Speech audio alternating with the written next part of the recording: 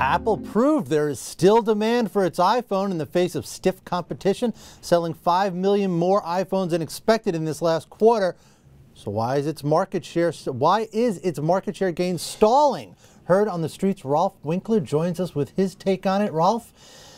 Market share stalling because of Android. Because of Android? Android has all the momentum. Because of the competition. Yeah. They have all the momentum. Apple has not. It was a surprise yesterday, the iPhone numbers. So for iPhone, worldwide market share in 2012 peaked at about 19.4%. The previous year had been 19%. This year it's going to be about 17%. This is according to Strategy Analytics. iPad, meanwhile, had 80% share when it came out in 2010. Mean Android? Oh, I'm sorry, iPad. I'm moving over to iPad. Okay, all right. Okay. In tablets, the iPad had 80% share in 2010 when Apple effectively created that category for computers, and now it's at 40%. So that's fallen in half. Yeah. So the ecosystem that's getting all the traction, Google's Android. Yeah. Now this raises an issue. Apple makes, they make great products. I have their products at home. Personally, as a human being, I'm a fan of their products. They've strove to make the best products.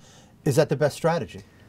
Well, so the genesis for this story, I was at the D conference in May, and Tim Cook made an interesting comment. The All Things D conference, The All Things D conference. And Tim Cook just say D, and everyone's supposed to know that, right? Made an interesting comment about how we don't care about making the most devices. We care about making the best devices. And inadvertently, he sort of laid out the bear case for Apple, because that's the story of the Mac. Best computer on the market. It has 5% market share. Given the huge growth you're going to get in smartphones and tablets, despite that, if the iPhone and the iPad went to 5% market share, and that's a crazy thing to say at this point, but if that happened, then despite the huge growth, Apple's business would be a lot smaller than it is today. Right. Now, and is that part of the issue? Look, a couple of quarters ago, they were clearing something like $13 billion in a quarter.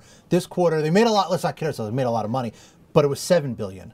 Is this all feeding into the bottom line? Another interesting thing is Apple made their EPS, the EPS expectation from the street, only because they bought back stock.